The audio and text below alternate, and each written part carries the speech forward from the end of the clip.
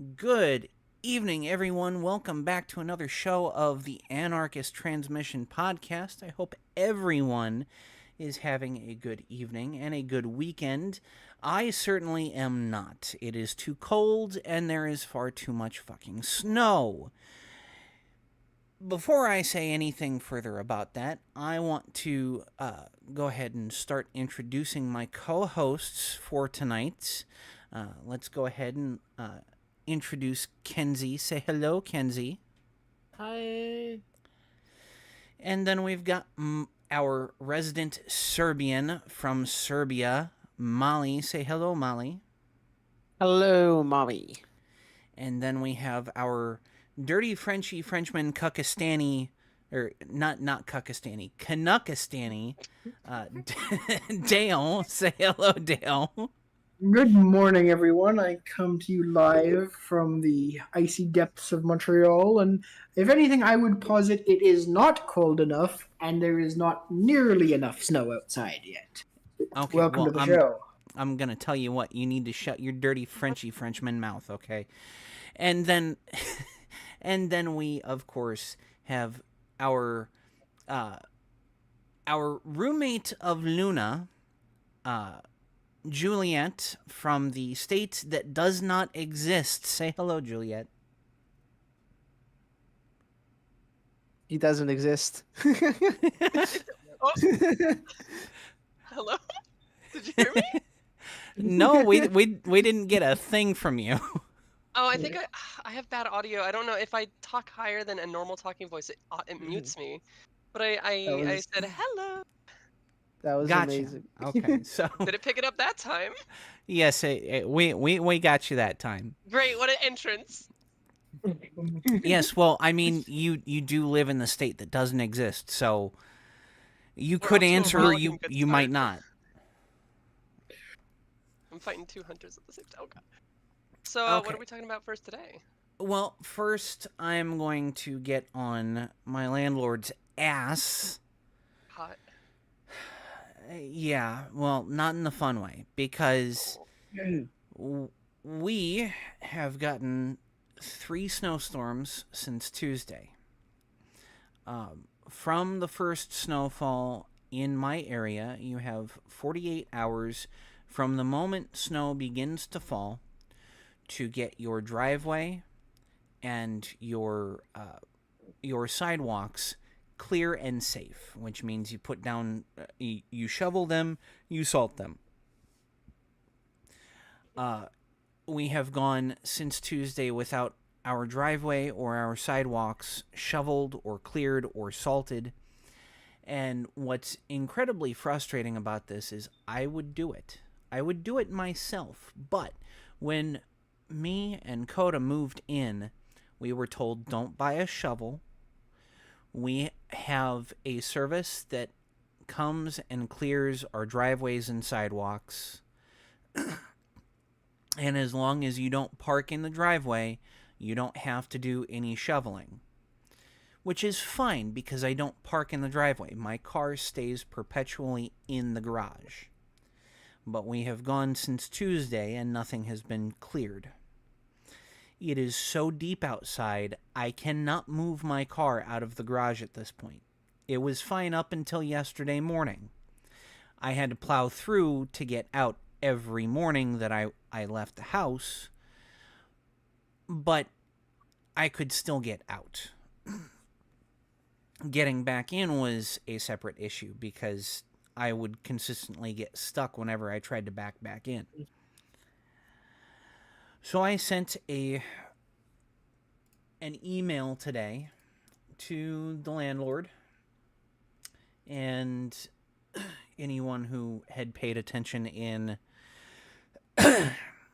the server knows what I sent, but I will read this for the viewership and I'll explain this. Because there is such a period of time in which you must have at least the public walkway cleared, you as the tenant can get fined, not the landlord, even though it's their responsibility. I hope your weekend is well. Mine, however, is not. I understand that our upstairs neighbors have requested the snow removal company be dispatched as soon as possible. And I've seen the emails thanking tenants under the responsibility of the management company for their patience. Be that as it will, patience is no longer an option for me. I lost 3 days' worth of wages last week due to the snow, but now I cannot even get my car out of the garage. I'm completely aware that you are beholden to a third-party company when it comes to having the snow cleared. However, they're getting paid and they're not properly prepared to start and complete their tasks that they're paid for. Seeing as snow removal was specified as the management company's responsibility, if come the time I'm supposed to leave Monday morning, which is 2 a.m., my portion of the driveway and our sidewalks are not cleared, I will be forced to take my lost wages and hourly labor cost out of the rent, as I will remove the snow myself. I've estimated a 2-hour removal time plus my entire day of lost wages, which adds up to $345.15. That's $292.05 in my lost wages and $53.10 in 2 hours of my time, subject to fluctuation. Attached is a copy of last week's settlement statement that I received from work.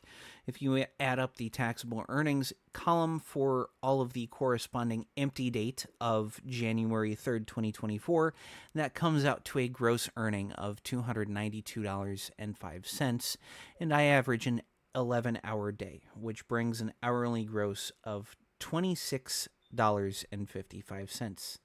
Given that my job is driving, which uses considerably less physical energy than shoveling, I feel $26.55 per hour is a completely reasonable rate for my time and energy expended on clearing the snow. That's it. Excuse that. Excuse me clearing my throat. That just fucking happens. I don't think it was even picked up. I am completely sick and tired of snow, if anyone can tell. Must be shit where you are, because over here there's not too much snow. Yeah, because all of the snow that has hit us went northeast. It hit Ashley. It didn't hit Ohio. Right. Just live somewhere without I'm still annoyed at the amount of snow she got. We definitely needed to get more of that over here. I step out my front door to take my dogs out, and my pit bull is buried. Completely buried. I step off the front porch, and I'm buried up to my waist. I wish we had snow like that. We'll make snow angels. So are you legally able to withhold your rent for the snow removal? So there are tenant responsibilities and there are landlord responsibilities. And right. If one of the two fails to uphold their responsibilities, say for instance repairs, you have a utility that was in the house when you moved in. Generally, those are covered under the landlord's responsibilities. You tell them, and you tell them, and you tell them, and they don't do anything after you've given them ample time to get that issue repaired. You can, in fact, you can pay for the repair and take that out of your rent. You have to have a paper trail, but it is completely lawful. In the instance of doing this in Iowa, when it comes to snow removal, this is a new one. It's not so new that, I would lose if they took me to court, but I didn't give them quote unquote ample warning. My My justification, however, is they already had ample warning. They knew of the 48-hour penalty, in which I will be fined $300 a day starting at that 48-hour mark after the first snowfall started. Mm-hmm. Which means currently I'm about $1,200 in debt to the city. Damn. Has the city issued any of these fines? No, they have not. Mostly because everyone's been staying the fuck home because there's too much snow for pansies. All right. I can drive in this, but I'm not going to dig myself out when I'm told I don't have to. All right. Okay, so next up, we have the Ohio State House Bill 68. House Bill 68 currently is named the Saving Ohio Adolescents from Experimentation Act. SAFE. Yeah, that's the one that pissed me off at first, but you've said it's been updated since then to not be obstructive to people like me anymore, right? Yes. So your average, like if I've already gotten a prescription and I'm not doing anything special, they're leaving us alone now in the update, yeah? Currently, yes. Thank God. The way it looks, and I don't have any previous version because it's already been the veto was busted by the House. So I only have the final text. I don't have any of the previous versions, and I can't. Wait, hang on. Maybe we're confusing something because this sounds like a different bill than what Luna was telling me about. Because the one Luna was telling me about that was by Mike DeWine is the one that adds extra steps to get your HRT. But that sounds like the one you're talking about is the one for just barring HRT from certain people. Well, and you and I had kind of talked about that. What was it, yesterday? I think so, yeah. Where because the one I know that got vetoed is the one that was the ban on like the child affirming care or something like that. Yeah, that was the one that was vetoed. Well, and yeah, which is separate from the one I was thinking of. What I came up with when we talked about it last night was this may have started as the bill that he originally sponsored. Oh, okay. So it might be the same thing, but just down the rabbit hole has been modified. It's definitely been modified because there's a lot of strikes, there's a lot of underlining, there's a lot of additions to this bill and to the original laws that had been put in place. So because I don't have access to any of the previous text versions of this act, because you'd have to contact Luna for that one. Because the veto was busted, I don't know for certain if this is the exact same bill. Yeah, because I got as soon as Luna told me about that one, I got real. I tweeted at Mike DeWine, even though I doubt he really remember checks his own that. Twitter. I saw it. I really doubt he checks his own Twitter. It's probably just an automated thing or some PR person. But yeah, because it was just like if I'm going from the last 5 years of just like I'm talk to my endo, my doc or whatever, and just get my HRT refilled, to now I'm gonna have to go find a bioethicist, a lengthy psychological stay, and the endocrinologist. Like that's so stupid. Like just to get my next refill. And DeSantis did something extremely similar down in Florida last year. They had passed a bill basically saying, you can still be on a consent model in Florida, but there is no telehealth when it comes to transgender care. Period. Yeah. That's it's so despicable. I still fall. I'm under the same mind of if you're not part of a minority, you shouldn't be writing bills on that minority. Hang on. I Stop playing so loudly, kiddos. Puppies. I Shush. I take it from the stance of, hey, everyone can have an opinion and everyone can write a bill, but if your bill is fucking stupid, I'm gonna tell you. Yeah. So when it comes to this bill, I would say it's highly likely that it originally started out as the bill that the governor had sponsored, but quickly was transformed, and that's the reason why he would have vetoed it, because it didn't go far enough. He wants it revised and then fucked And with. then the House says, no, it's completely far enough because we're dealing with children, which is the next subject I'm about to bring up. But because we're dealing with children, it goes far enough. Let's sign this, bust your veto, and get it into law, which is what happened. They busted his veto, Yeah. which is rare in any legislature. It is rare for anyone to bust a governor's veto.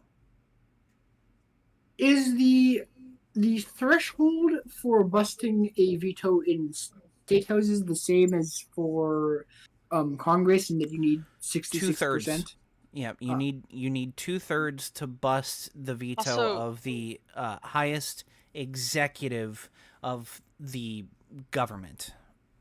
Also, so is this saying that them canceling the veto is the preferable outcome to what he wanted?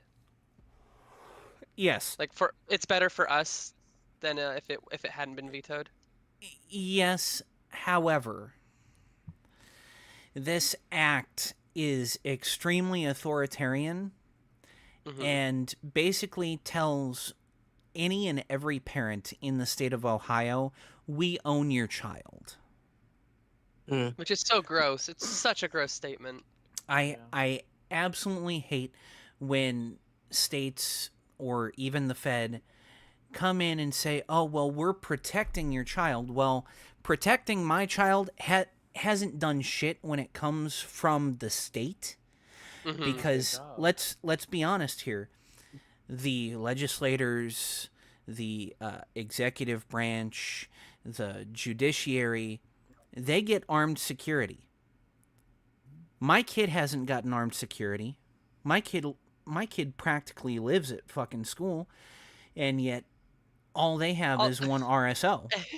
Also, if anyone should be saying we want to keep your kids safe, it should not be the government, considering like all the shit that comes out about them.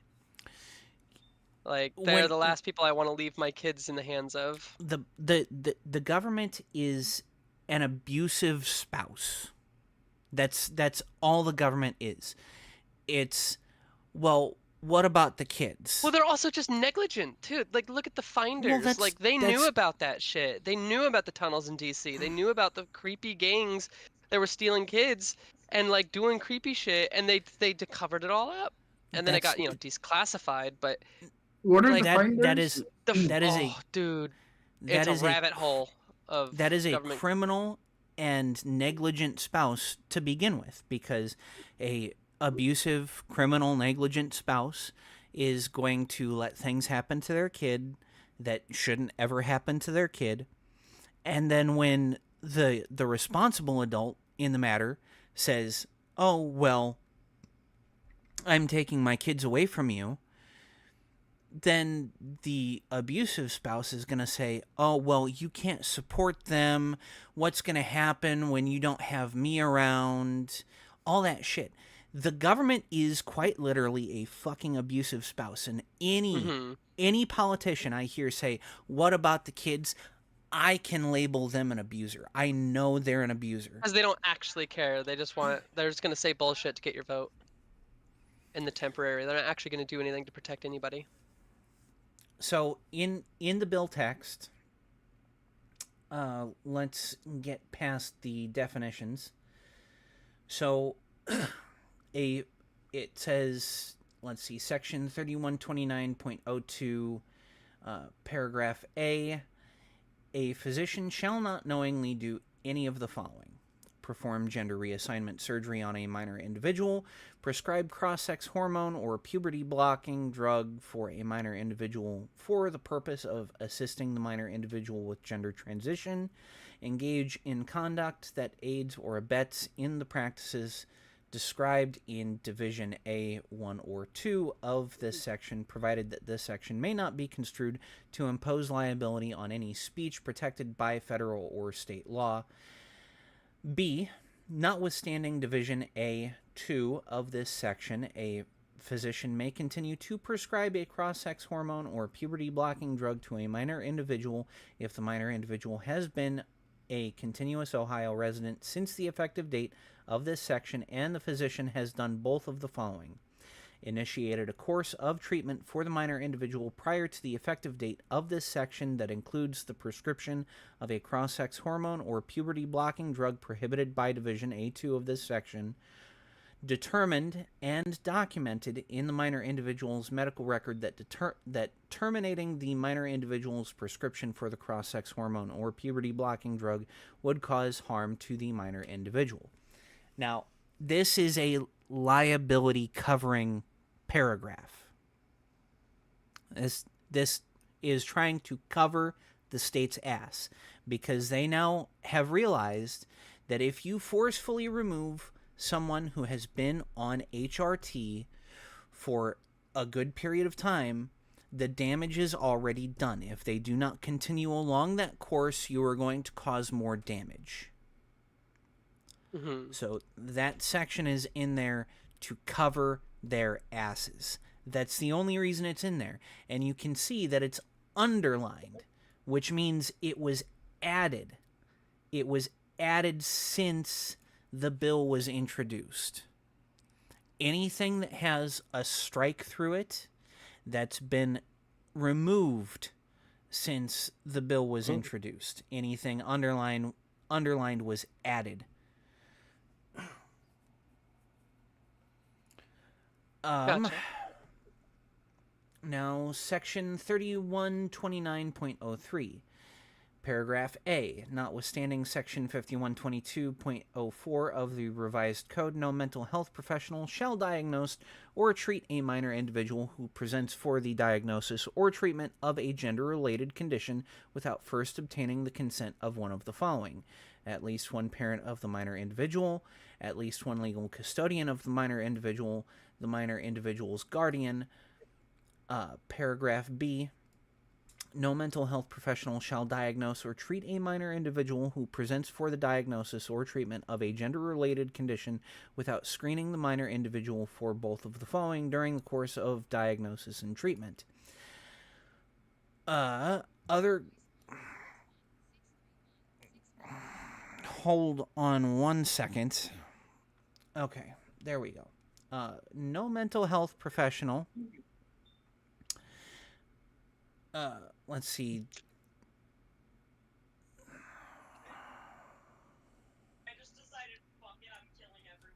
I don't know who that is.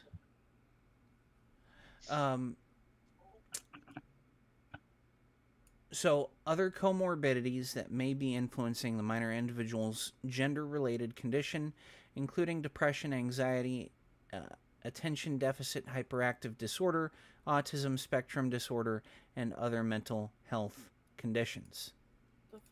Why I feel like ADHD there is so like, oh, we can just stop anyone. Well, Yeah, it's. I hate when ADHD is put into anything because it's real. I have it. I'm not saying it's not real, but it's such a can be used for anything you want diagnosis that whenever anything is restricted by its existence, it's just restricting everyone.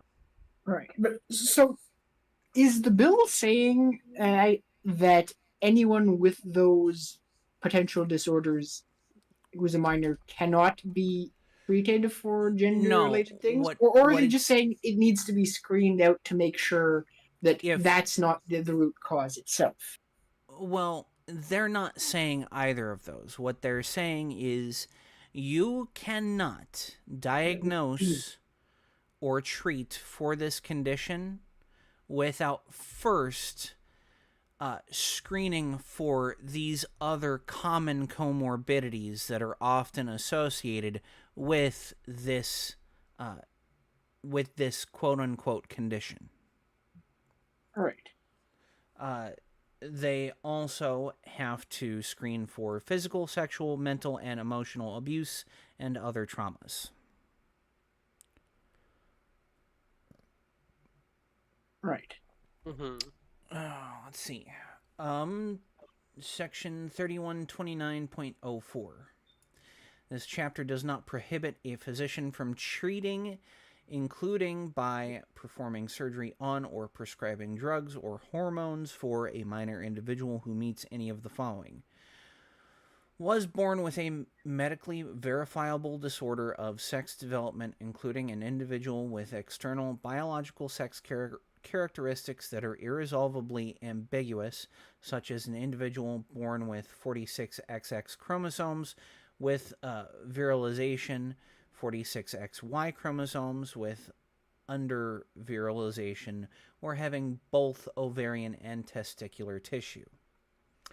Receiving a diagnosis of a disorder of sexual development in which a physician has determined through genetic or biochemical testing that the individual does not have normal sex chromosome structure, sex steroid hormone production, or sex steroid hormone action for a biological male or biological female. Needs treatment for any infection, injury, disease, or disorder that has been caused or exacerbated by the performance of gender transition services, whether or not the services were performed in accordance with state or federal law.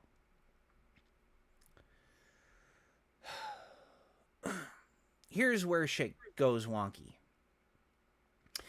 Any violation of Section 3129.02, Section 3129.03, or Section 3129.06 of the revised code shall be considered unprofessional conduct and subject to discipline by the applicable professional licensing board. Nothing in this chapter shall be construed to preempt any other private cause of action arising under the common law of this state. The Attorney General may bring an action to enforce compliance with Section 3129.02. Nothing in this chapter shall be construed to deny, impair, or otherwise affect any right or authority of the Attorney General, the state, or any agency, officer, or employee of the state acting under any provision of the revised code to institute or intervene in any proceeding. Medical assistance provided under the Medicaid program shall not include coverage for gender transition services for minor individuals.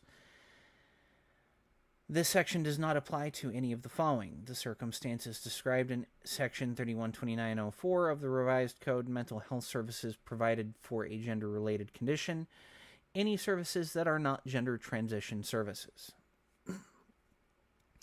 Each school that participates in athletic competitions or events administered by an organization that regulates interscholastic athletic conferences or events shall designate interscholastic athletic teams based on the sex of the participants as follows: separate teams for participants of female sex within the female sports divisions, separate teams for participants of the male sex within male sports divisions, if applicable, co-ed teams for participants of the female and male sexes within co-ed sports divisions. No school, interscholastic conference, or organization that regulates interscholastic athletes shall knowingly permit individuals of the male sex to participate on athletic teams or in athletic competitions designed for designated only for participants of the female sex. Nothing, and there it is. There it is. Right there. That one line that I have just highlighted, that's where the bill fails. In what do you mean? When you write a bill and you target something like sex, it has to equally go both ways. Mm-hmm. This is a Chapter 9 issue of the Fed. When you say no school, interscholastic conference, or organization that regulates interscholastic athletics shall knowingly permit individuals of the male sex to participate on athletic teams or in athletic competitions designated only for participants of the female sex. When you say that, but there's no mention of biological females on male sex teams, you have just committed a Chapter 9 violation. Sure, but I don't think there'd really ever be biological females on a male sports team just because certain, Sure there you are. know, there are, And like, we all know of the famous story where, you know, I think it was a male high school I think it was basketball team beat the world champion women team. Like, it's like, in that sense, I don't think that was a there soccer would ever team. be. Oh, soccer, sure. But I don't think, like, there would never be a situation where a woman be would be picked for a man's team in the first There place. are, and there have been. The problem with the logic you're using is you're assuming that people only enter sports because they think they'll win. Well, not interest, but You're sports are generally picked in a meritocratic fashion. In that, yes, like, you're not going to pick someone no one's going to be selected for a sport who's significantly worse at the sport than everyone else. we understand that. But Mhm. it's not a matter of whether or not there's meritocracy within the people selecting the teams. The problem is whether or not the bill text complies with Chapter 9 of the federal code. Chapter 9 is equal opportunity. So just because women aren't going to get picked for male teams doesn't mean women aren't going to try out. For the past 7 years at my old high school, there are women that always try out for the football team. They're always trying out for the kicker position, and a few of them over these past 7 years have actually gotten onto the team. They've always been selected for special teams. They've always been selected for kicker.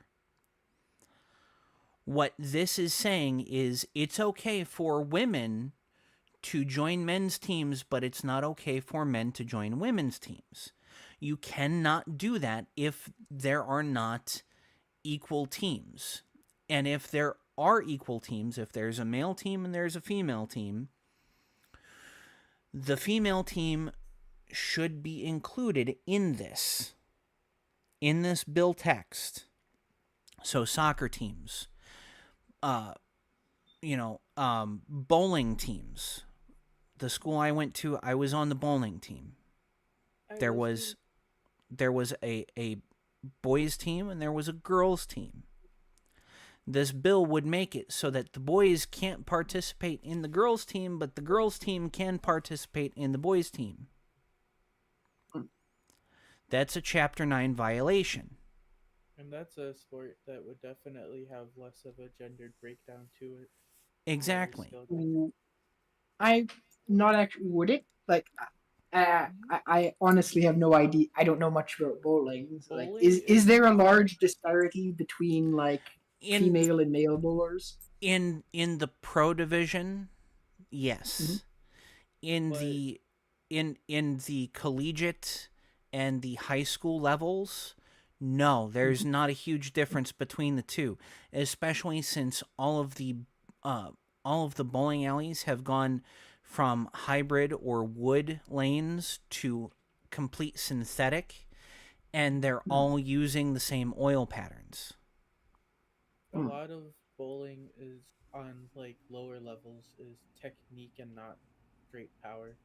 So Right. Bowling is less about power and more about knowing how the oil pattern of the lane breaks down. Really? I stepped out for a Yes. second. Are we talking about the people who are like, oh, like trans women have unfair advantages in like the dumbest types of sports that should have no advantage type stuff? Yeah, bowling. Like Yeah. the darts, the fishing, the croquet. Darts, fishing, bowling, croquet, whatever. Can't throw. Yeah, no, they I'm saying can't I've throw. actually seen those ones. I've seen one where it was like a women's league is trying to say that trans women have or trans identifying men have a biological advantage at fucking throwing darts, and it's like, but what? And what it's so disgusting too, because it's like it's not just harmful to trans women to imply all this shit. It's harmful to cis women because are you just implying that cis women are just like mentally disabled, like non-functioning pieces of paper Yes. that just Well, like fall apart at the lightest Yes. wind? well, Yes. and as this is something I don't really know much about, is there a disparity between men and women dark teams? Like, No. I is have one no idea. noticeable? Because men in Oh, general are better at physical activity. So Hold on one that second. does that extend to very precise physical movement, like throwing something very accurately? I I have don't no know, idea, but but I've also always been under the mentality that people are pretty equal. I mean, I remember the whole mentality of women can do everything a man can. Fucking zig like era of yeah, like the well, early I mean, 2000s, but now it's yeah, all back to, well, women are well, actually delicate yeah. inferior Well, I mean, beings and men are powerhouses that well, will just crush our skulls. well, It's like, the whole women can do everything a man can do is kind of bullshit because like no woman can deadlift 1,000 pounds. So like men clearly have an advantage in like wait, do you mean like untrained? no woman has no trained woman on steroids can deadlift 1,000 pounds. Right? Like there's a clear As a disparity. woman apparently on steroids and No, trained purely for it ever tried to lift a yeah, thousand yeah, pounds? yes. There is a very clear difference between the power generation ability of people who are Well, born men and people who are we're, born women. we're Right? listen. The At, highest, it's about half. The biggest female deadlift ever recorded, I think, was something around the 500 pound amount, whereas the biggest male deadlift was like 1,100 pounds. here's So, yeah, here's where we get into differences as adults versus differences as children. well, even as children, Hold there on. are some Hold differences. on. Hold on. Yeah. Once you hit puberty, those differences grow. Yes, Yes. absolutely. What we're talking about are people who are not that far into puberty. We're talking the high school level. Well, my Puberty favorite starts. is that Well, girl who complained that a trans woman beat her in skateboarding, but a fucking 7-year-old child beat them both.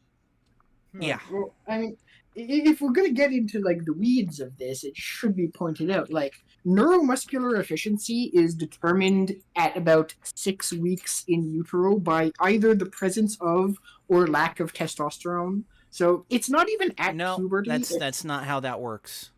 That is What do you mean? not at all how that works. That suggests that Oh. that study or that information goes off of a completely foregone understanding of how a fetus develops in utero. It is not until about 12 weeks in which the sex of the child becomes male. Every child from conception starts at female, and Yes. and when that occurs, when the sex changes at 12 weeks, there is a complete flooding of androgens into the not into the fetus, but into the not the uterus. What's the sac called? I can't remember what it's. Me neither. The amniotic sac. Yeah. Right. It's flooded with androgens up until that 12-week point, whether it was going to be male, whether it was going to be female, it has the exact same level as it would no matter what the sex is. So I might have been wrong on the actual timeline. It might have been 12 weeks, but once again, goes back like neuromuscular efficiency is mostly determined at that time where either there is testosterone or neurotestosterone, or androgens, let's say. I'm using testosterone as an analog for just androgens. And that is a thing that, like, cannot be trained. Neuromuscular efficiency, which is the ability basically to recruit many motor units quickly, is determined in utero in that way. And like even amongst smaller children, there that can't really be changed by any, like, that can't be changed by steroids, that can't be changed by like current or either current or When not current hormones. That's just kind of when there. when you take the flooding of the amniotic sac and the androgens that flood it, Yeah. the only thing that occurs at that point is the chromosome, the XX or XY, Mhm. will be determined. The androgens knock one of the legs off of the second X, or at least they're supposed to. It doesn't really do anything else, because that would generally suggest that if it didn't knock the leg off of the second X chromosome, that it would actually be the girls that come out of the uterus that are actually more prone to having higher neuro transmitters. What do you mean by that?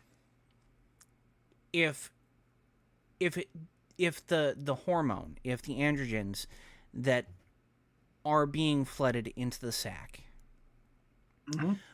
don't knock the leg off of that second X chromosome, they're the ones actually absorbing all of the testosterone that's being flooded into the sac. All right. Which means they would have the advantage when they come out at birth.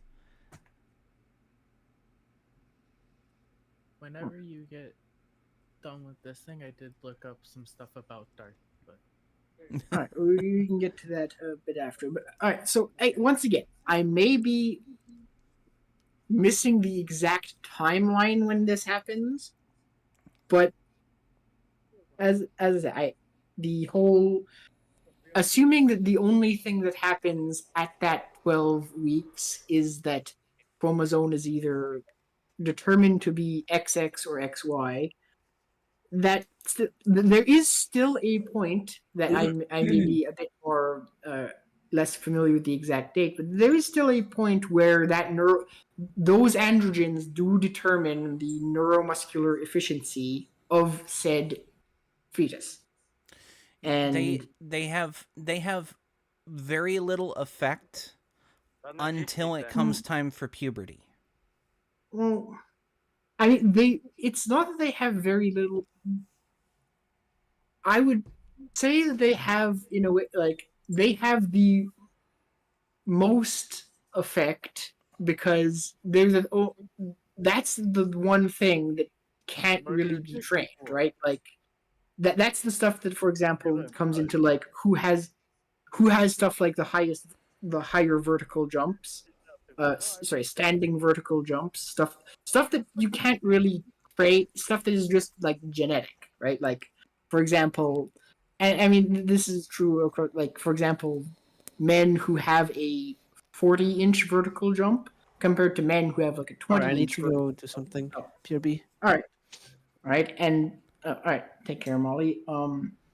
And that sort of stuff is like, I mean, I would argue that's more indicative of an advantage than something that, say, can be trained, right? Like, for example, deadlifts, which can be trained. You can like, you can take anyone, and you can increase their deadlift capacity by, I don't know, 5,000% in a couple of years, right? Because that's not a genetic, like, I mean, sure, genetics play a lot less of a role in stuff like that than they do in, say, something like neuromuscular efficiency, which you can maybe, I don't know, maybe you can train your standing vertical jump by like 10% in many years of training, with or without steroids, because that sort of thing has been, that sort of thing is determined in utero, and the differences between men and women for that are quite vast. What what I'll, here's where a lot of people get this wrong. Mhm. It's not environment or it's not nature or nurture. It's Right, it's both. both. Yes. Which means just because there are genetics that give you a predisposition at birth doesn't Mhm. mean that there are things that you can't do or Correct. won't ever be able to do.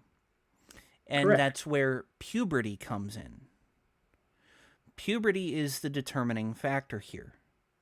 Just because you had a genetic disposition at one point at the time that you were born doesn't mean things can't change. Puberty is the determining factor. If you start puberty late, which is generally around 12 or 13, which is around the time Mhm. that I went through it, um,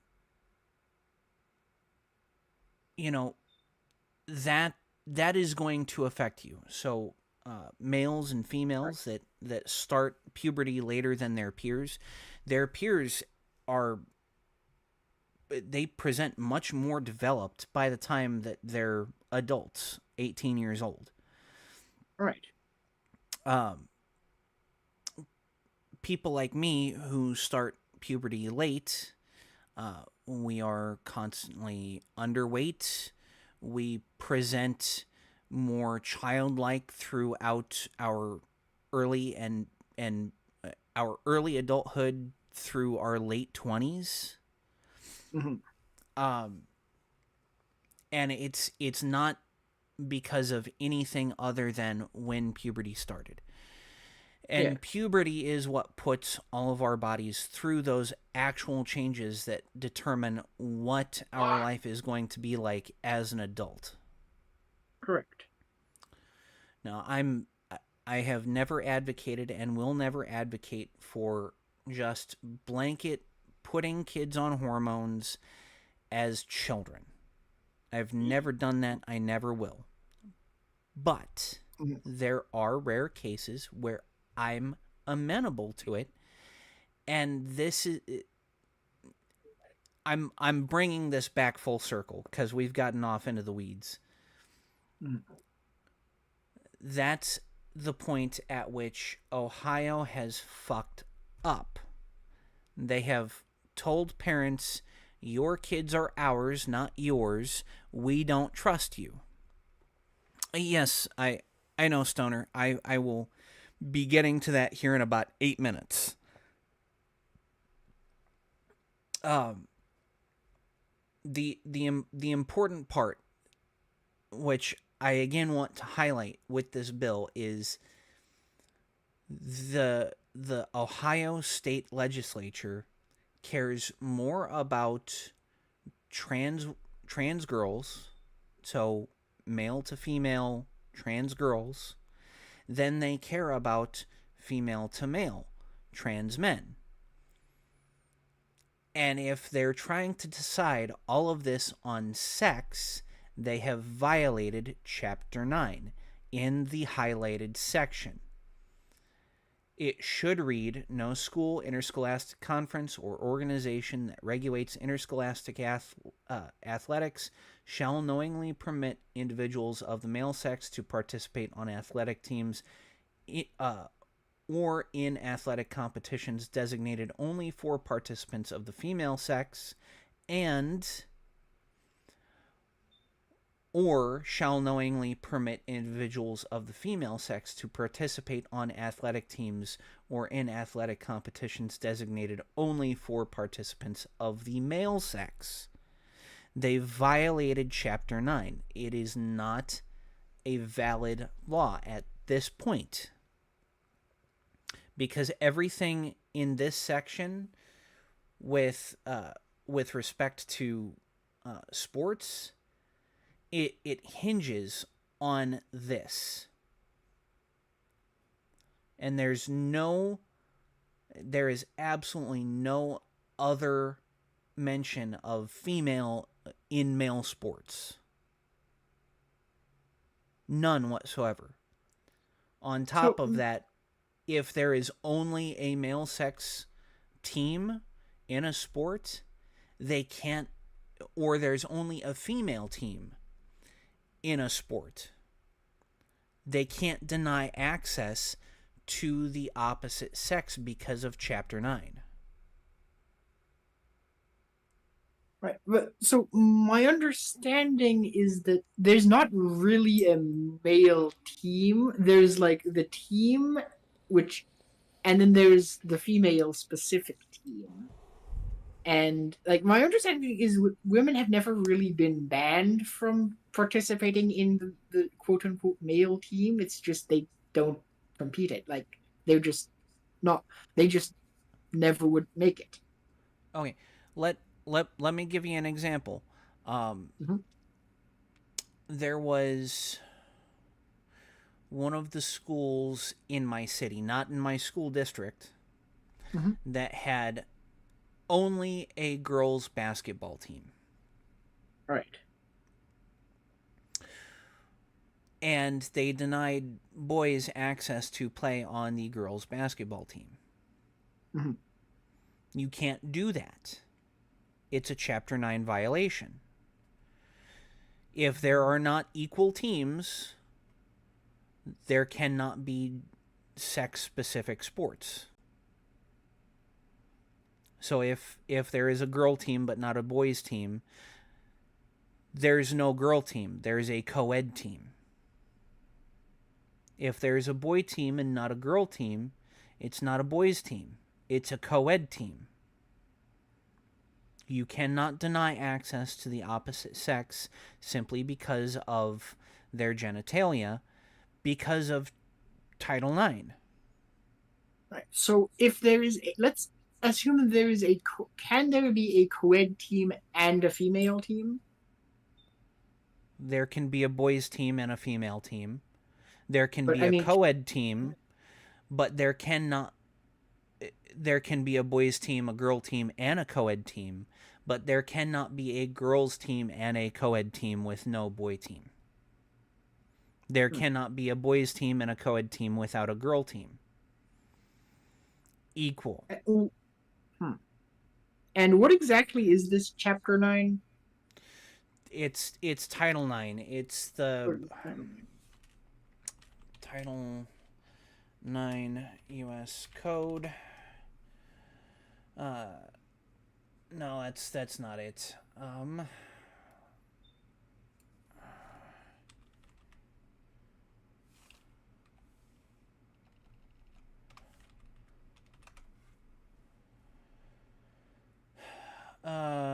Title 9 of the Education Amendments of 1972 prohibits sex discrimination in any educational program or activity that receives federal financial assistance.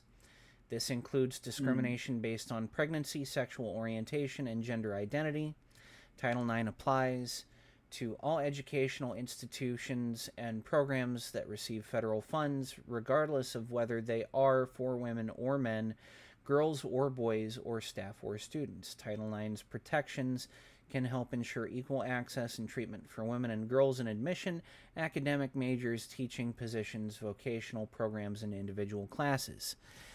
This is what feminists are currently crying about, Title IX. Because a guy in a college started entering women's spaces where there was no equal men's space. And they lost their shit. And this guy went to the courts and he won several times because there were no equal male spaces in the schools. Hmm. And anything that receives federal funding is covered under Title IX, which means public schools,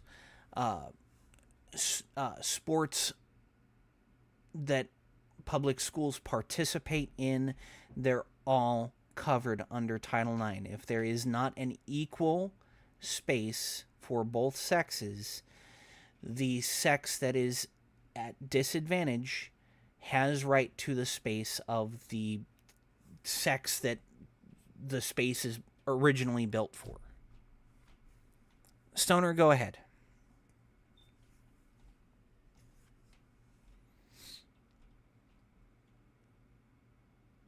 Oh, did you mean you wanted to say something like on the show, or you just wanted to type something in the chat? I think Erica gave you permission to like unmute yourself and just say it in the show if you want. Okay, I was wanting to type it because I hate my voice. You're good. All right. Now you said that this Title IX is a federal thing, right? Yes, it's federal. And Title IX came about way, way back in the day because feminists and a bunch of other people fought to get it passed, right? 1972. Mm-hmm. Well, here's how I look at it. This is the 21st century. Feminism has won. Men and women are equal. So why don't they just quit getting salty about all this transgender stuff and just accept it for what it is? Because they don't like the world they've created, and they didn't like being told of the ramifications of their actions when they started all of this shit. Right.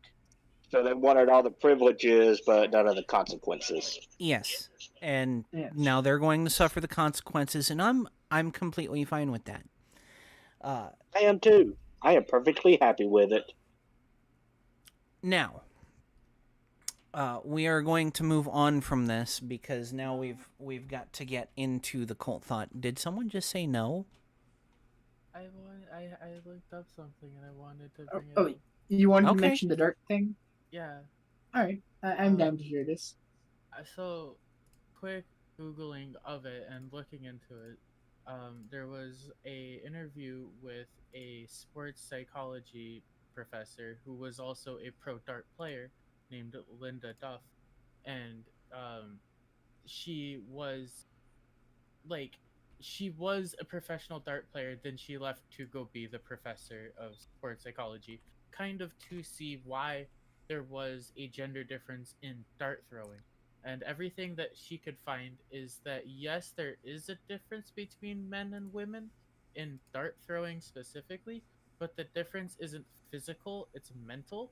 And if you look at the top players of darts, the ones who win are usually the ones in a better mental state, not a better physical state, because everybody's skill level at that high end is basically in the same place. There seems to be a skill cap type thing for the physical part of darts.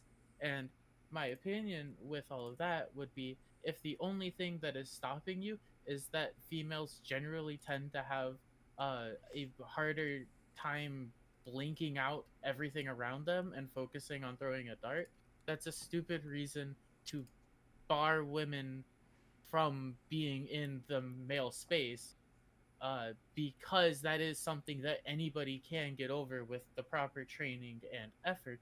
And especially in a single person type sport where it is you versus other people, if women aren't cut out to win, then they just won't win, right? They're not bringing down the rest of the team just because they couldn't concentrate because they were born a female. They're bringing themselves down, and anybody who is able to overcome that will go to the top off of their own merit.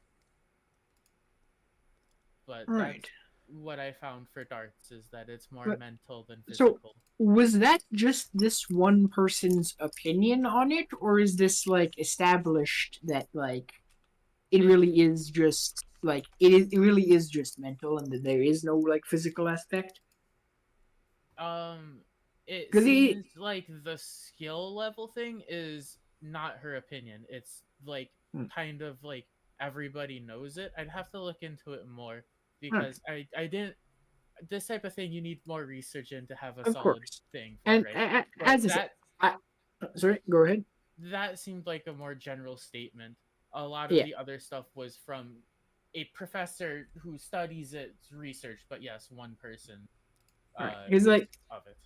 yeah, because like as I said, I personally don't know, and I've never looked into it, but I would just assume that like if I'm just speculating that like there is being that there is an advantage for like heavy duty physical activity for between men and women, there'd probably be some advantage between like very fine motor movements, but I have no idea. I've never looked into it. My expertise is more in the um powerlifting stuff than it is in darts. So yeah. I very much could be wrong on that. I have no idea. I'll probably look into it more, and I'll probably All right. make a Twitter post about it If you do, tomorrow or please something. tag me because I am actually curious. Yeah. Awesome. Okay, so you know, it's like I had said before. Um, when we look at the world as it is, there's a lot of cult thought, and it's not just the left. Tim Pool likes to talk a lot about how the left is a cult, but it's not just the left; it's the right too. Um, and back in November, Ashley had posted a tweet. Yeah, end of November. Ashley posted a tweet said there is currently a lot of pushback and intolerance of trans people from the more conservative wing of the right. While it hurts, I have a very hard time being mad about it. I see how insane the media has presented the idea of being trans. The people they publicize only make us look insane and even dangerous. Give me a second here. Let me pull it up so everyone can see it. It sucks to be conflated with these people, but in my opinion, that is all intentional. The left is not trying to help trans people. They are using us as political props to divide people. It's depressing, but at this point, how can you blame anyone for misunderstanding trans people? I just hope at some point that more people can see through all of this. Now, I bring up this tweet in particular because not last week,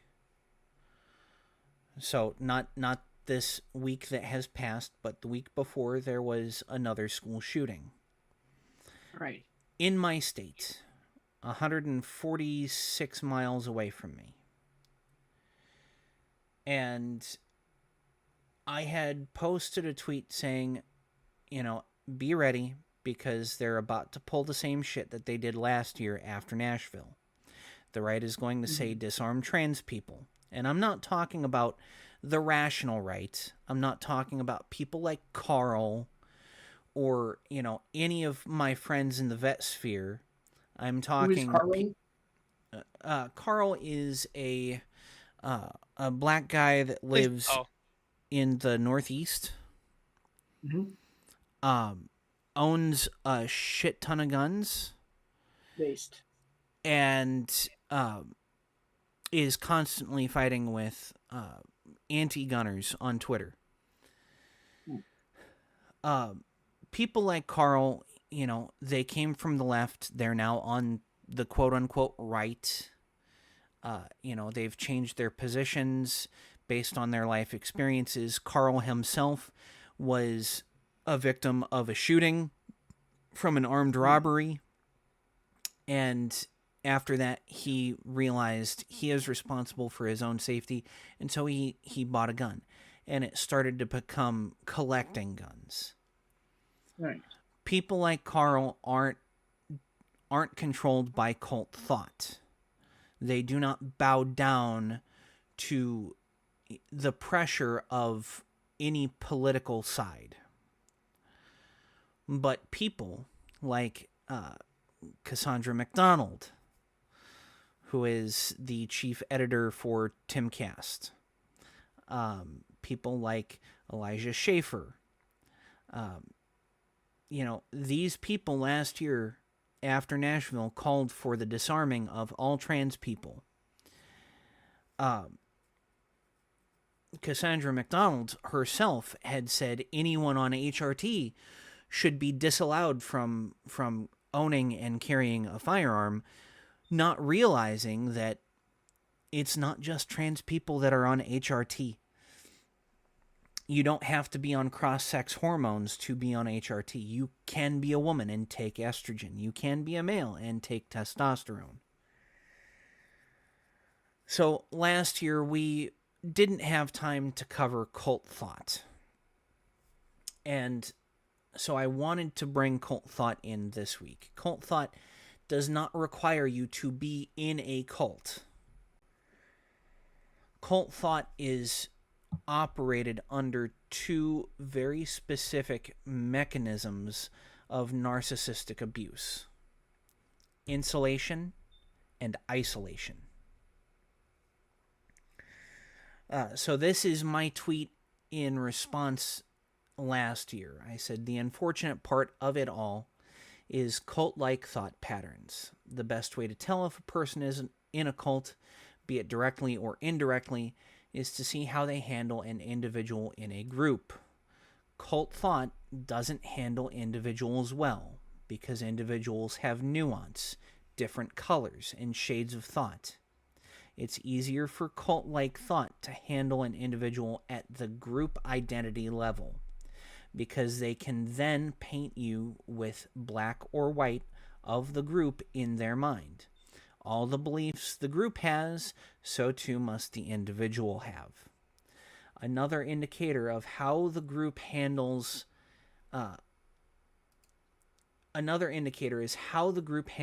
isolationism and dissent from within.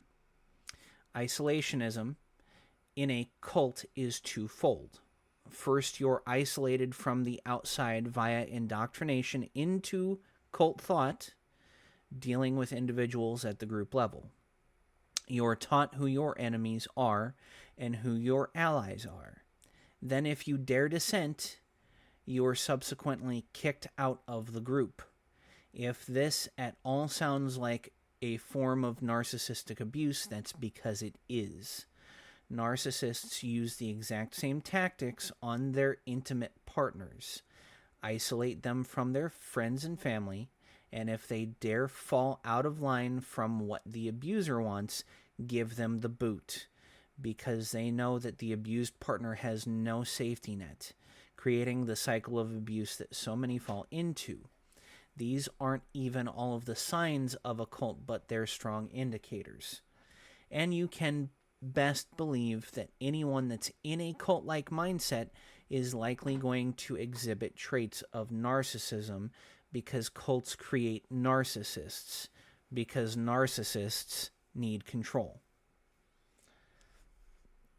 I have too much experience being in cults because I was raised in one. Mm-hmm. So the basic mechanism here is isolation and insulation. So when you come into an in-group, that group is going to welcome you in, and they're going to start indoctrinating you. This is the insulation. The insulation is, we're going to be the group, we're going to protect you from the out-group, anyone that's on the outside that we see as the enemy. Mm-hmm. And they're going to continue to indoctrinate you. They're going to tell you these are your enemies, these are your enemies, these are your allies. And quick question. How would you define indoctrination? Just in that,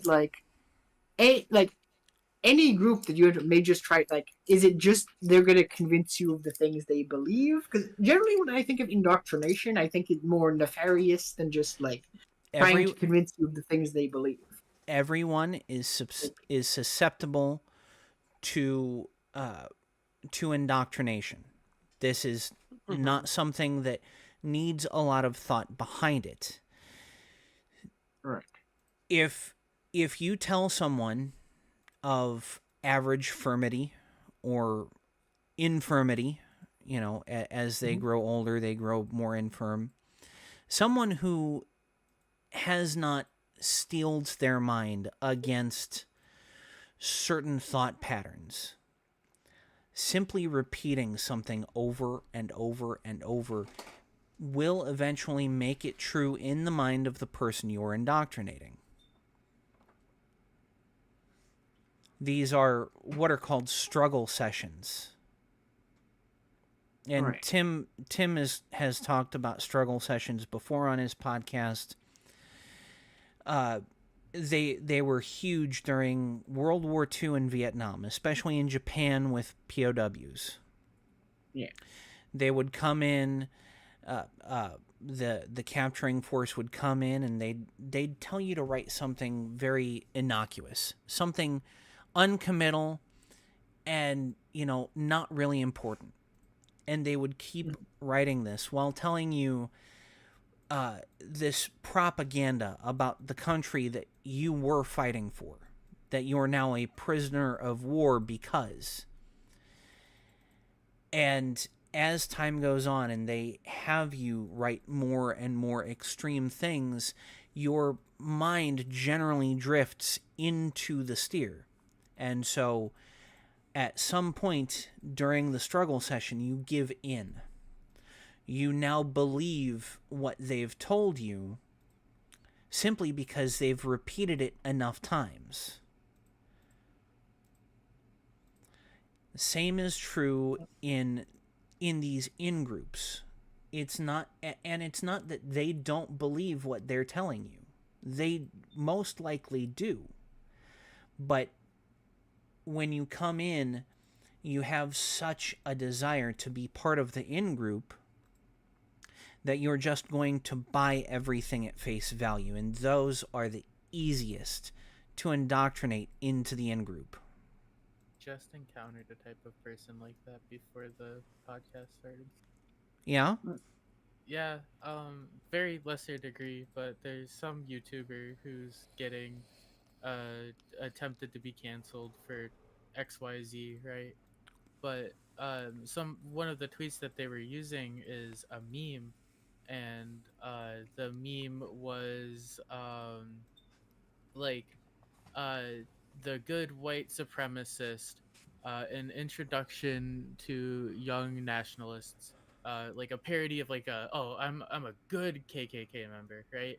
Uh-huh. And the YouTuber posted an image of this fake book in response to somebody else, and people were screenshotting it, just that post of the meme, without sharing that it was a reply to somebody, and they were saying, look, he's a white supremacist, he posted this image and it has a KKK person on it and says they're good. And it's like, if you took 2 seconds to go and look up the tweet, the person he's responding to is saying associating with a group doesn't implicate you in the wrongdoings of members you don't support. And so it's like, no, the whole point of the meme is there are no good ones in the KKK, and saying that just because you like disavow the bad actions of some of the KKK doesn't mean that you're a good person if you're in the KKK, right? And it's the total bastardization of what they were twisting it into. And so I found the original context and I posted it with the added context. And they made a post later and they're like, oh, well, apparently I got this wrong, but the guy's a bad guy anyway. And I'm like, you didn't get it wrong. You straight up lied. You spread misinformation that is objectively false in order to slander somebody. And they Yeah. responded like, well, I didn't try to. I just somebody else posted it and I just took it as granted. And I'm like, that's absurd. It takes 2 seconds to look into context and actually research things. But So I'm sorry. I don't mean to interrupt. Continue. yeah. Well, it's just the whole thing of like it's easy to like give those small things, right? You already don't like somebody. All you need to do is slide in something out of context and be like, this is true. And then, they'll go, oh, it is true. I don't have to look it up at all. I'll just agree. And then you can keep ramping it up with, a slightly worse thing, and then a slightly worse thing. And you have them agreeing to absurd things because they just didn't look it up. So we've all heard of the Nuremberg trials, Nazis put on trial for war crimes. Yep. There were a lot of Nazis that were let go during those trials. But their defense wasn't, I was just following orders. Their defense was, I had no choice in the matter, and I didn't participate in the war crimes. For instance, one of my coworkers, his grandfather was in the Navy for Germany. He was in the German Navy. He was a Nazi sailor. But he didn't believe in Hitler's rhetoric.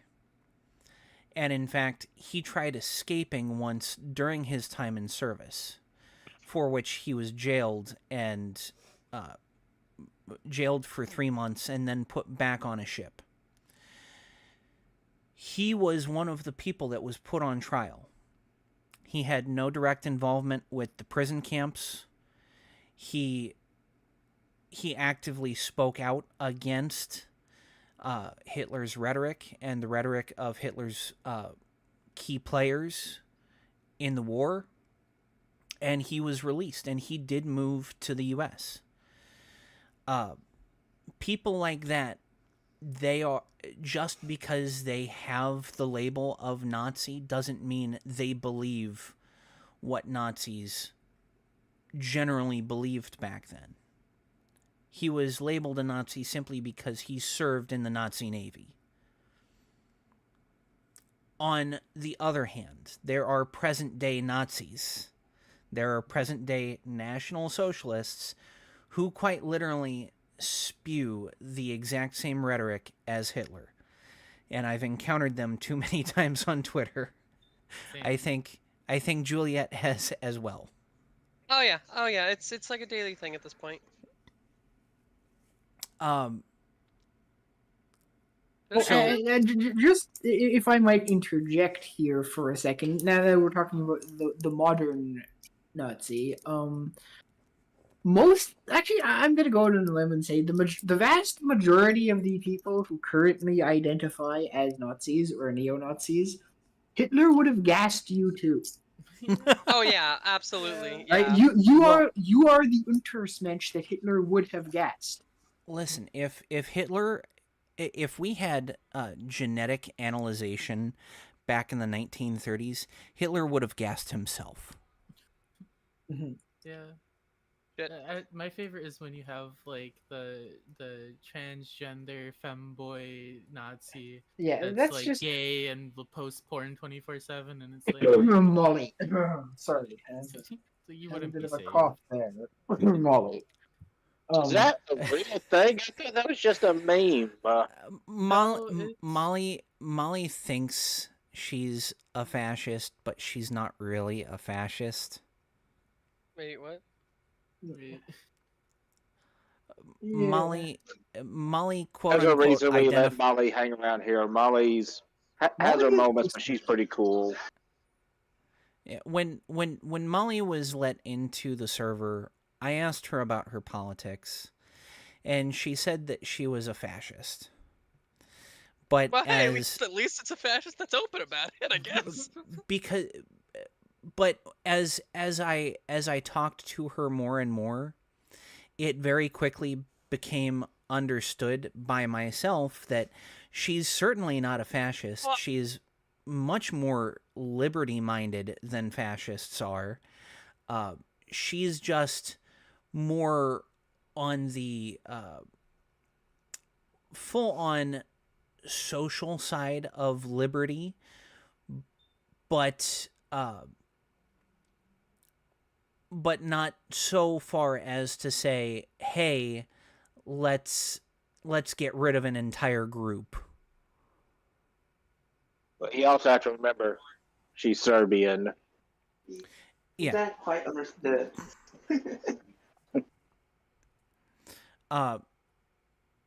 Back on topic, cult thought. And we're gonna do this for about another 15 minutes, and then we'll move on to the final topic of the night. But cult thought, there's insulation. We're gonna protect you from the outgroup, from all of our perceived enemies. And through this process of indoctrination, you're taught to see individuals as your enemy because they're part of a group that's your enemy. But if by any chance you hear something that you don't agree with in the in-group, you have one of two paths. The first path is to just stay quiet and let the group do what the group does. Your second path is to speak out. Mm-hmm. And if you speak out against your in-group, they may tolerate it for a period of time, but once they believe it's unacceptable, you are going to be isolated. Now, in this entire time, you've been insulated from all of your enemies, and you've been loud. You've been extremely loud. You've made enemies yourself, and you've created extremists on the other side of the aisle. And so, once you speak out against your own in-group, and they kick you out, guess what? You have not only no friends, you have a crap ton of enemies now. This is the isolation portion. Your in-group is going to isolate you from any and all support that you would have had you not spoken out. This is all cult thought, and it's not organized. These people are not actively being part, like they in their heads do not know they're in a cult. And it's not just the left, it's the right too. It's And people who want to belong. Whatever ideology best fits them. Well, which is I- why my server is filled with people who don't believe half of the same shit that anyone else believes in the server. Right. But I don't really see the isolation as much on the right as I do on the left, because like I'm sure we've all seen that, like, if you are in a left sphere and you express a non hardline left position, suddenly everyone calls you a Nazi and you're excommunicated from the sphere. I don't really see that in the right. And But maybe I'm biased, but as someone who spends a lot of time in these right wing circles, we seem a lot more tolerant of dissent than they do. but well, the reason is because everybody hates each other over there. Like, if you're dissenting, like, they'll just mock you. They're not gonna kick you out of anything. They're just gonna mock you and call you the F word. Whereas on our side, it tends to be like, no, you got to be a good person to be inside the club type thing. Where like they will remove you if there's a dissent. It's just a very different vibe from both sides. But I don't know.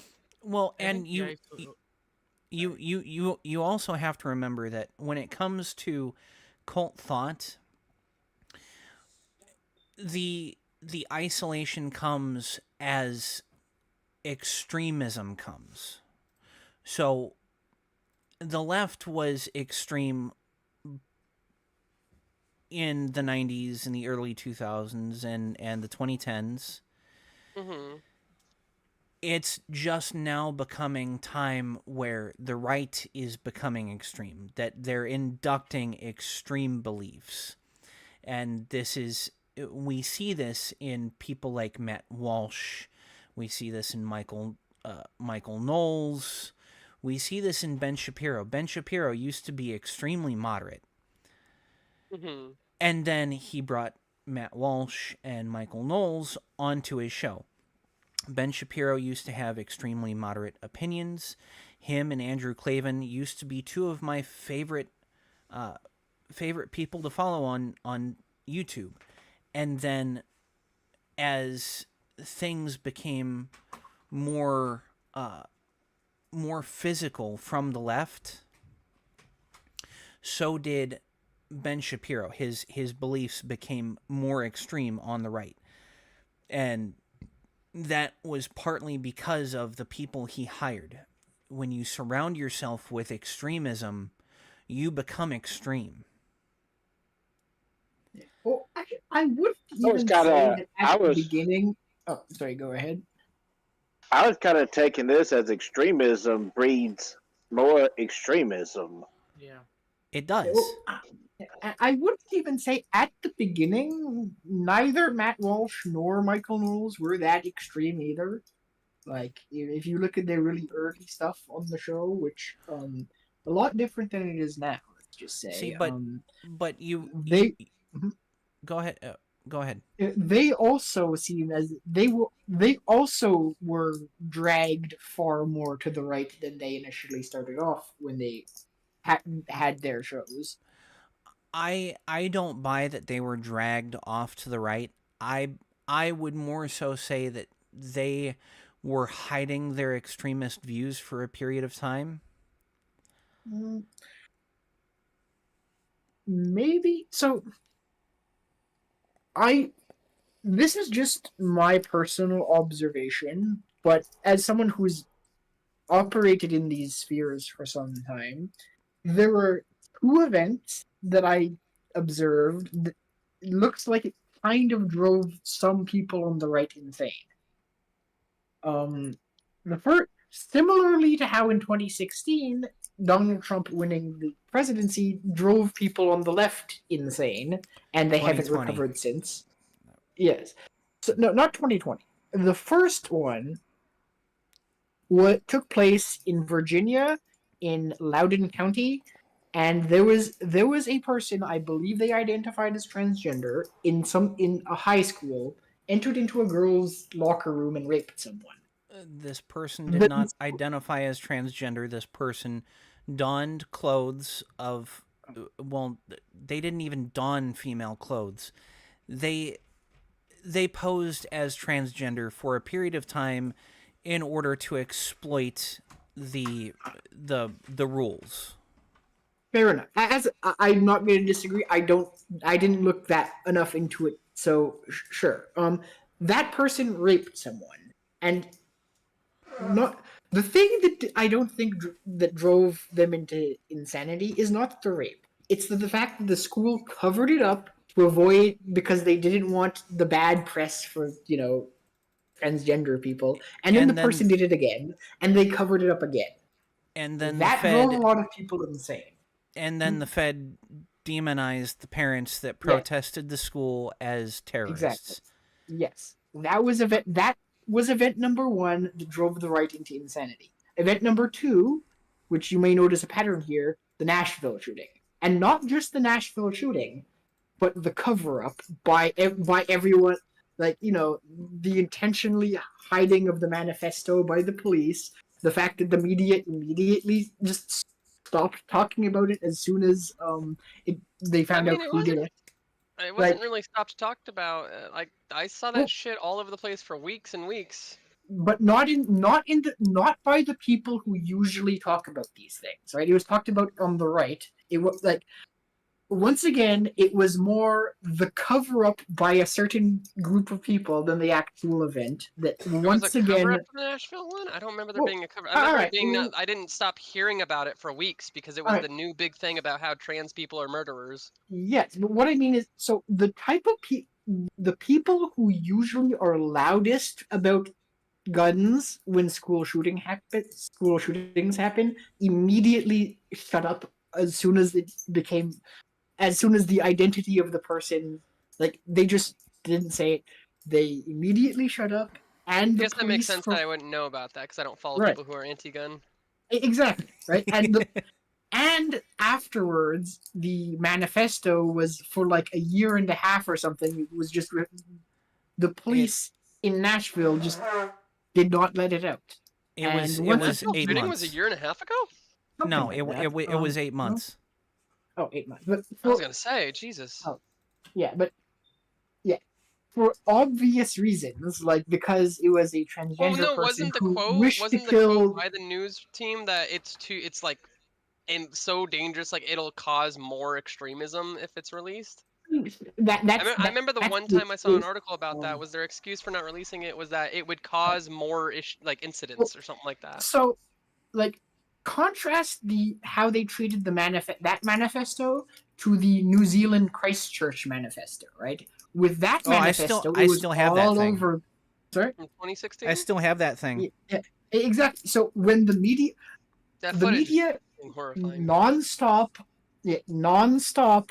Oh, the right is that this person is indicative of the entirety of the right wing. They're all evil Nazi murderers, right? That's what happened when that manifesto came out. But when when Not good the to generalize people. well, sure, but yeah, but then when when the Nashville manifesto, it was no, we can't show that, we can't talk about that, right? That's Not what event I was number seeing. 2. I I was seeing that it was oh, all trans people. All trans people are trans terrorism. You're all a bunch of killers. You shouldn't be allowed to own guns. I'm not yeah, disagreeing with you. We covered this in depth when it happened, but I'm just he's Alright. more so talking about the people covering it up and not the people that have been become extreme because of it. yes. So I Dale, And you're saying the people who covered it up are people who are usually anti-gun, is what you're saying? yes. Okay. Okay, Right. so Is it so? Dale, Hang on. Is there a difference? Is covering it up as simple as they just didn't report on it, or is covering it up is they changed like No, the real like what they happened? didn't report on it, and it's obvious why they didn't report on Well, it. is that As covering opposed, it up, or is that just I would say not? yes. Is that just holding their Well, tongue? here's Yeah. here's Because here covering something here's up is pretty fucked up, and versus just here's not talking about something. here's the thing. The investigation had been over after about a month after the shooting. There's In tons of which shootings that do that. in which case We anything still don't know about the collected Vegas shooting. anything collected after the shooting becomes applicable to FOIA, Federal Freedom of Information Act. If you file a FOIA request and you can't get those documents and they weren't sealed by a court, there's an active cover-up. They're trying to keep the people from knowing what was going on. Wait, so the government is covering up, but earlier you were saying it was that the people who normally talk about anti-gun stuff were covering it up because they weren't posting about it. There are two.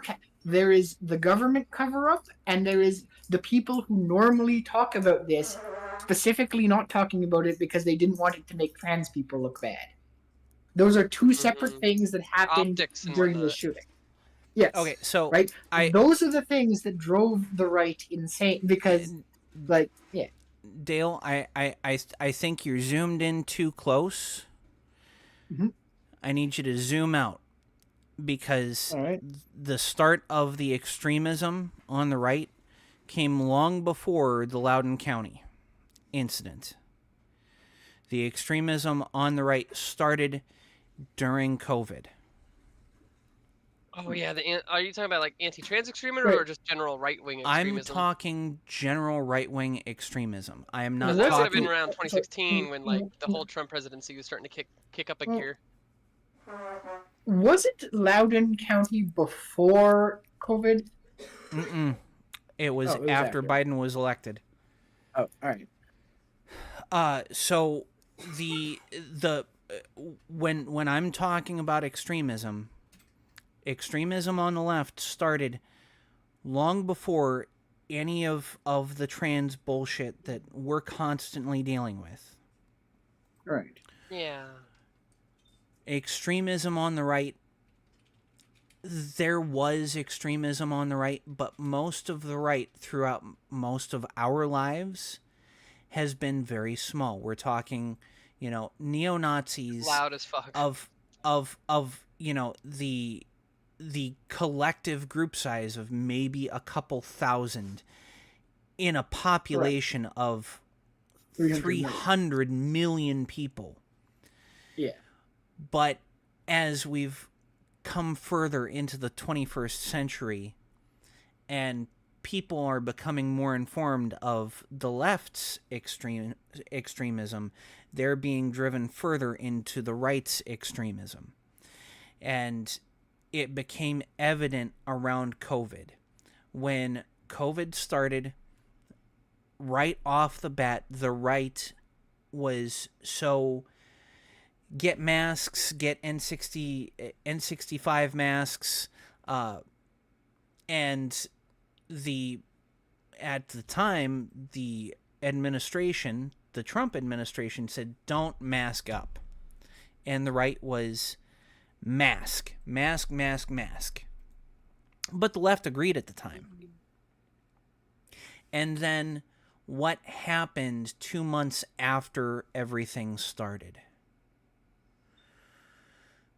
The government came out and said, mask now, mask mandates. The left took it into authoritarianism. And then the right said, fuck you, we're not going to mask. We're not going to do what you tell me. Yeah. And it's just gone further and further since. How many other topics do we have to get to? We've by the got way? one more. It's the Australian Polygamist, and I've only got 3 screenshots for it. I might dip, like, I've not done a podcast before, and I just keep getting distracted and like half nodding off. I apologize. It's No okay. worries. Yeah, I'm like trying to focus on 2 things at once as well, and so yeah, I'm just gonna hop out. We've Alright, enjoyed take care. having It you, was Juliet. fun, and I apologize I didn't talk more. No- I just, like I said, I've never done a podcast before, so long form, just sitting around, listening to a bunch of people talk and throwing my own sense in every once in a while is like not something I'm used to. It makes me eepy sleepy. You are Understandable. absolutely fine, Yeah. Juliet. You have a good night, okay? All right, let Good me night. boomer it up and try and figure out how to hang up. Okay, I think I see it. There it is. Disconnect. All right, nice seeing you guys. Bye bye. Good Bye. night. Okay. So it's just become more extreme as time has gone on. There's nothing we can do about this because of cult thought. That's where I want to leave that. All right. Now, are you guys ready to have some fun with a Australian polygamist? Hate that. Well, I'm married, so I'm not sure how. I don't want you to have I have actual no. fun with him. I want to make fun of him. Fair enough. I want to Everything point you out sent me how about him creepy is he is. horrible. Let's roast him. Okay, so Kenzie, I sent you the screenshots, and I will bring them up momentarily for everyone to see.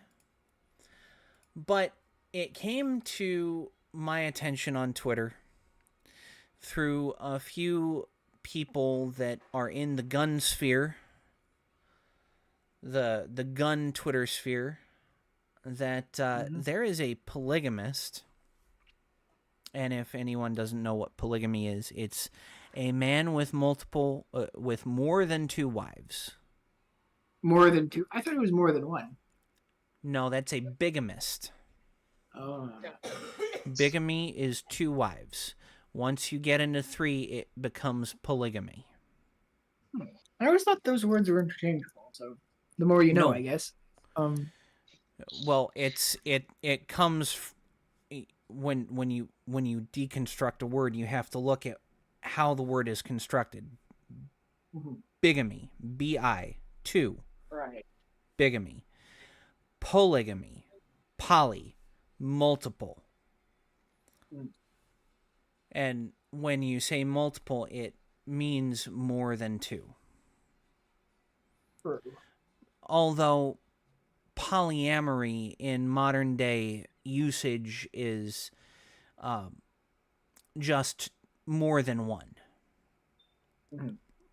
Because we people who practice polyamory don't talk about bigamy or polygamy because we're not doing this absolutely disgusting shit that I'm about to show everyone. Right. I think the big difference is that anybody willing to have two partners is most likely not going to care about a third.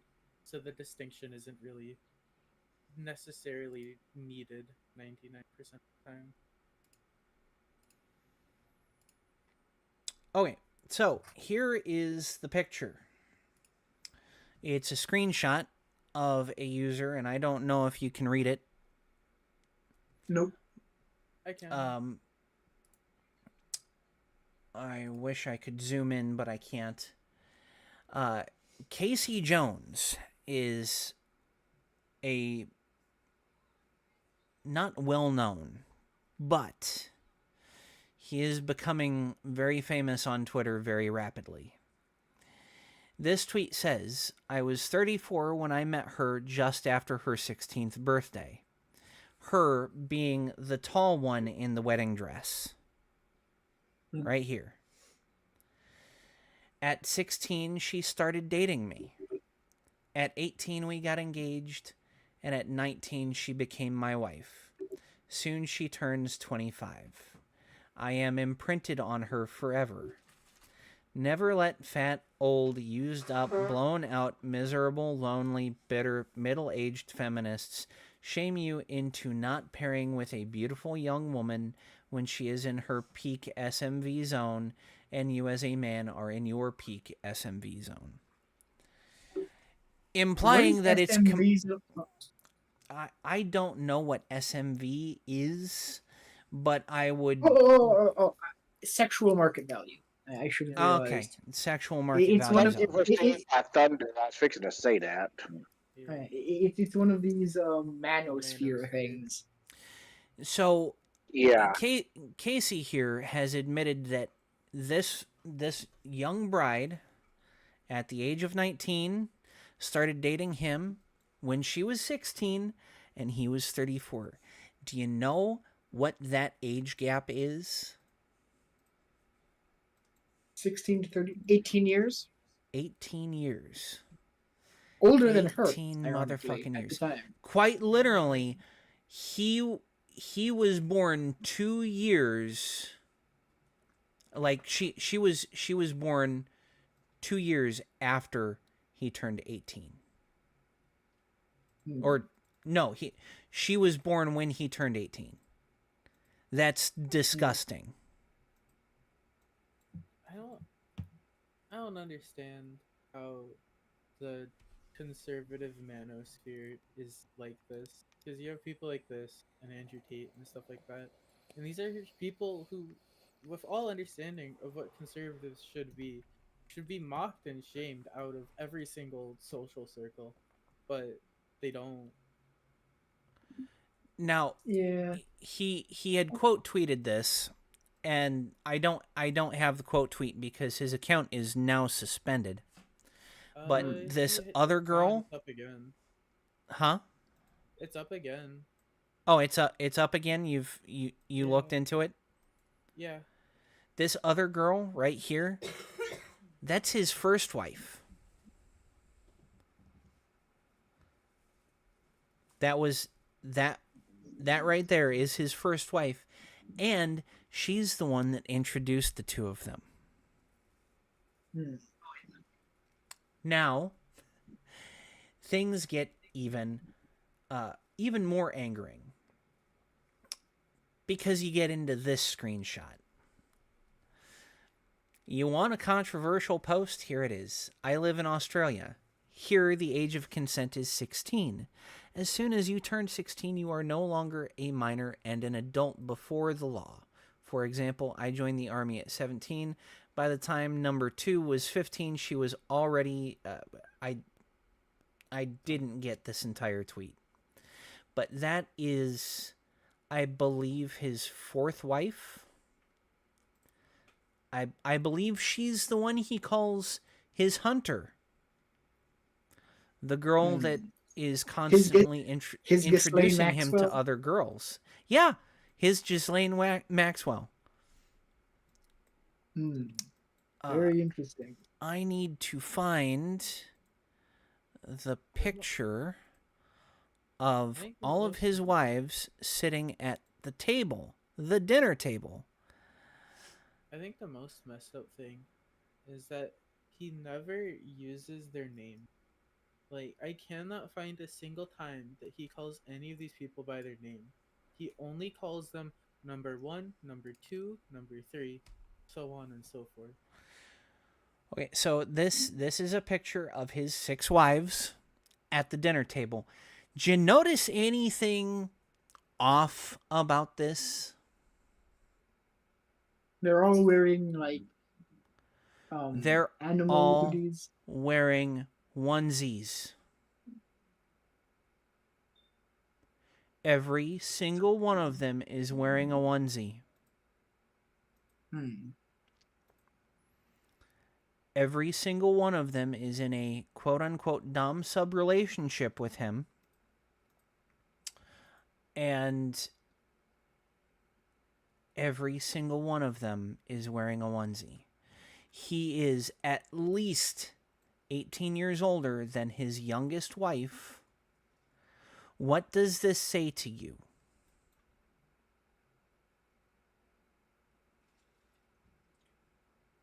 To me, it just says Well, kind of he's cringe. well, it tells me he's probably something YouTube won't let us say. It starts with a P. Yeah, well, that's pretty obvious considering the fact that his youngest wife started dating him when she was 16. Seems like he's coming down with a case of wood chipperitis. Yeah, so I was saying before the stream, I don't have an issue with an 18-year age gap when the youngest person is old enough to understand the differences between their generation and the generation of the person that they were dating. So, for instance, me and Coda, we have a 7-year age difference. When I was 21 years old, I would not be dating a 14-fucking-year-old child. That's disgusting. When I was 23 years old, I would not be dating a 16-year-old child. That's disgusting. But me and Coda got together when I was, 29? 29 years old? Or just about to turn 30? And she was 23. That's acceptable. I did not groom her into that position. Taking advantage of a teenager, grooming them into your wife, that's disgusting. That is quite literally the crap that Mormon polygamists do. We're talking the Order and the FLDS. They groom their children into child brides. What Even is if the they- FLDS and the Order? The FLDS and the, Fundamentalist Latter-day Saints. the FLDS and the Order are both sects of Mormonism that broke off when the Mormon Church reformed to get rid of polygamy. Both of these sects practice the same type of polygamy that this guy is practicing, where he's only legally married to one wife. But they have weddings with all of their other wives.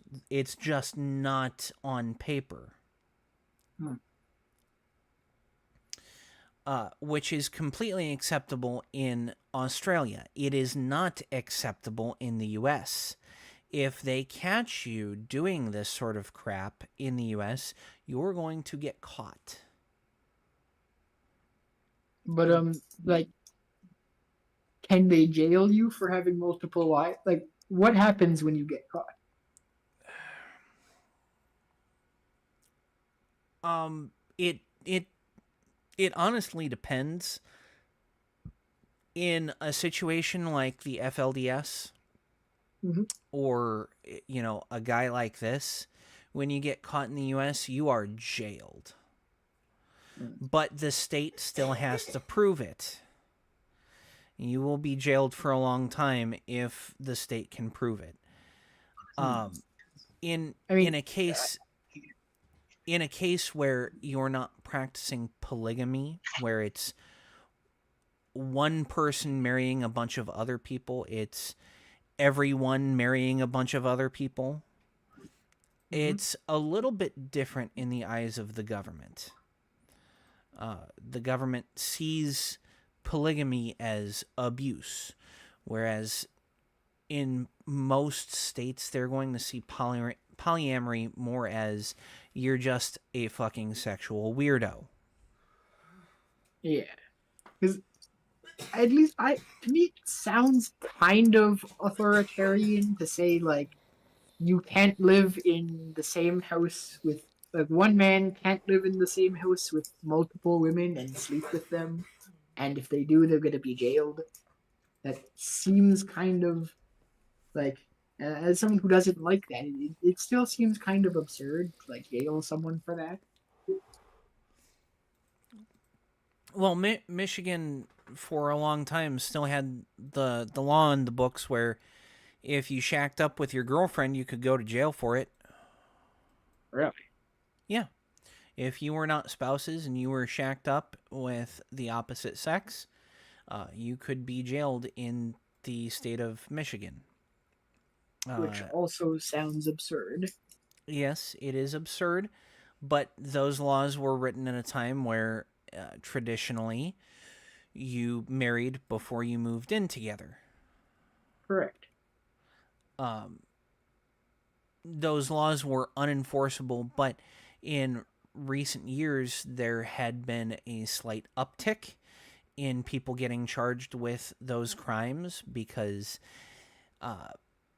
there I believe the case that got the law looked at by the legislature and knocked down was a guy was caught shacking up with his girlfriend. He was under investigation for dealing drugs. They didn't find any drugs, but they wanted to jail him anyways, so they charged him with shacking up with his girlfriend. Which got thrown out because it was an obsolete and absolutely asinine law that had been unenforced for over a century. And the judge said, listen, if you're not charging everyone with this, you can't charge him with this. And the judge threw him out, threw the case out.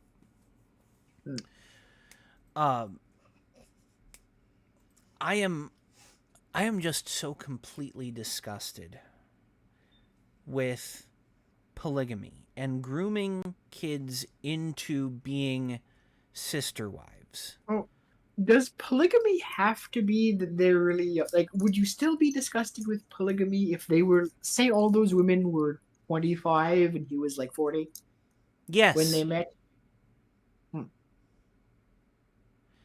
Is it Polygamy- the age? Sorry. At the point where the age difference isn't as big a deal, the fact that it's polygamy, meaning it's a one penis policy, all of them have to sleep with him, but they can't sleep with anyone else. That's disgusting in my eyes because he's sleeping with multiple women, but they're not sleeping with multiple men. They don't get to sleep with multiple men because it's polygamy. In polyamory, everyone has bodily autonomy. Everyone can make decisions about themselves. Everyone can set boundaries based on the actions of another person that could affect their bodily autonomy. Sure, but didn't they make those boundaries when they agreed to marry someone who with multiple? Like, didn't they all come to that agreement originally? No. No. That is not the way a polygamist marriage works. In a polygamist marriage, you have the husband, you have the wives. The husband is the leader. Everyone does as he says. In a polyamorous relationship, everyone is responsible for themselves. But so what I mean is like, but in that polygamist marriage where the husband is in charge, like it. Correct me if I'm wrong, but no one was forced into that marriage. Like, didn't they marry him of their They own volition with they those were terms already set? Like, with the they terms of were that relationship already set and that they they were agreed to? they were can groomed into it, and it's all unilateral control. He gets to make all of the decisions. At the age of 16, you are not capable of informed consent. I Right. don't. I So, don't think. I think is you're talking all more in general. like And is all yeah. polygamous marriages between really young girls and Uh, older Pretty men, much or is there? pretty much all of the time it's between someone who has freshly become an adult and an elder adult, almost always, except for in the rare cases of when you're the first wife and the husband is also a teen when you're married to the husband, such as in the FLDS and the order. Your first wife, you're pretty much always expected to marry by the age of 18 as a male and as a girl. But as the male grows older, he's supposed to take on more wives that are still younger than him. I It's think. Go ahead. I think the big thing is that, like, correct me if I'm wrong, but I think that you're thinking that polyamory and polygamy are kind of the same thing. Am I wrong? Me? Who are you asking? I don't remember your name. Me? Yes. No, well, from my understanding is just polygamy means one man is married to multiple women, and like I mean, in said definition, I'm just thinking you could have I don't know, one man meets six women, they're all in their mid 20s, they're all the same age, and they could all marry that man, and that would still technically be polygamy. And I mean, Technically, in yes. that sense, like it's kind of weird, but like it doesn't seem like it's like if they all wished to have that arrangement. I mean, I don't necessarily see it as that bad if they all It's chose to live that way. what I think what you're talking about is theory versus practice. yeah, because a In lot of the places where these things where um polygamy is high culture places, not like it's the culture is to marry young people, and where this is practiced you are socially pressured into doing this, and Ah. it's done where women don't have like bodily autonomy to their self, whereas in if something similar happened here where it like in America, let's say, where everybody kind of just agreed to be with one man, that would still probably fall under a more of a polyamorous title, because it's the the societal look of it and how it forms is less pressured and expected and more like people seeking it out, you know. when it comes to practice versus theory, yes, it could be labeled polygamy when it's one man and multiple wives and they're all consenting adults, and they're all informed and they're all setting boundaries on their bodily autonomy. That could still be, but in practice it never is. In practice it's always young brides marrying one man, where the man has unilateral control over the bodily autonomy of all of the women. I see. In polyamory, everyone has bodily autonomy and has control over their own boundaries in the way that they interact with their spouse and their metas. Their metas. Yeah, in polyamory, the partner of your partner is considered your meta. Ah, They are separate but equal. all right. In this instance, this is a polygamist. He has unilateral control over all of his wives. To the point where he doesn't even allow them to have names. Yeah, I don't know why we've never seen a name out of any of his wives. We know of one of his wives' names, and we know that he's actually had 7 wives, and one of his wives has left him. Good.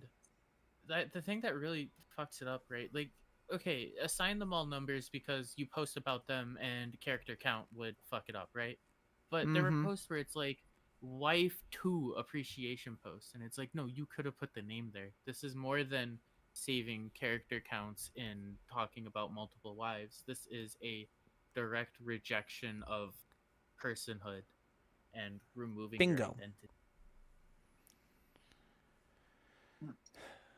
Well, given the fact that all I had when I started this stream was these three pictures, 2 screenshots of his tweets and a picture he posted of his current 6 wives. We are going to end tonight's show, but since his account is back up, I personally would like to do some more investigating and possibly bring this back up next week. How does everybody feel about that? I'm If fine there with is more to bring up, then sure. More is unearthed. Absolutely. Okay. I do Let's know do that it. I do know that Shadzy on Twitter lit this guy up and posted the name of the wife that is his quote unquote hunter, the one that looks for all of these girls for him Hmm. and grooms them into being his future wives. But I will bring that up next week if this is a topic for next week. At that point, I would like to give a shout out to the 2 co-hosts that are no longer here, Molly and Juliet. We appreciated having you on the show. And given that Stoner has chipped in a bit, especially in the past hour, I'm going to give him the first of the outro. We appreciate the fact that you are now in South Carolina, keeping our QA specialist safe and happy. Thank you for being here, Stoner. Say good night. Good night, and to the 2 lovely ladies who were with us earlier, feel free to come back anytime. Thank you, Stoner. And then we will move on to Kenzie. Thank you for being here, Kenzie. I always appreciate you being on the show. Thank you. I love being here. I love talking about stuff. I talk too much. It's okay. You are much more talkative than the last time you were on, and I really appreciate that. And then our final co-host, my partner in crime, and the dirty fucking Canuckistani, as much as he is, Dale. Say goodnight, Dale. Well, everyone, it seems the show has come to a close. As always, it has been a pleasure talking with you, and to all our many listeners, I shall wish you adieu, goodbye, au revoir, and we shall see you next time. So long, farewell, auf Wiedersehen, goodbye. Anyways, that is the show tonight, and I will do everything I can to bring back more topics next week, and maybe we will be able to release a more permanent schedule so that we don't have podcast burnout like I did last year. Thank you, everyone, for being here. We will see you all later. And with that, we will play the outro and see you next week.